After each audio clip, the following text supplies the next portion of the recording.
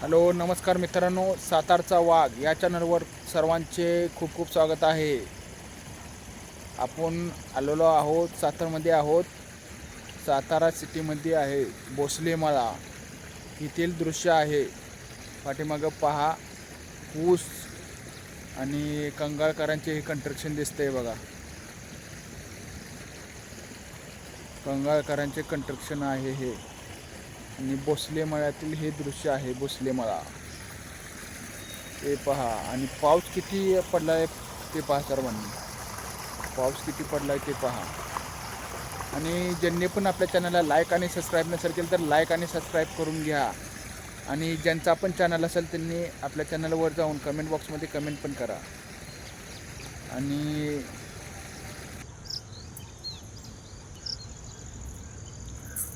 आणि कसं काय व्हिडिओ वाटला ते कमेंट बॉक्समध्ये कमेंट करून नक्की सांगा आपल्याला.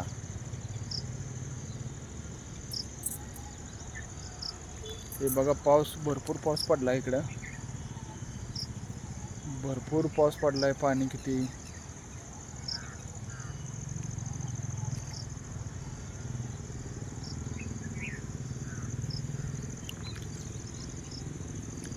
बघा इथलं वातावरण कसं सुंदर आहे.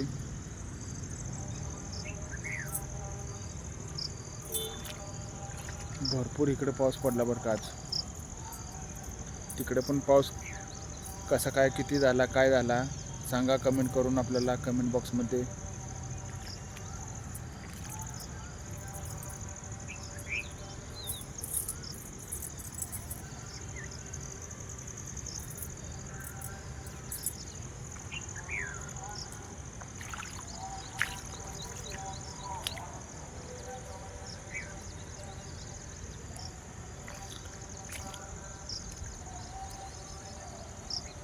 आणि इथून हे पहा, अजिंक्य तारा दिसतो. अजिंक्य तारा पाठीमागच्या साईडला अजिंक्य तारा दिसत आहे.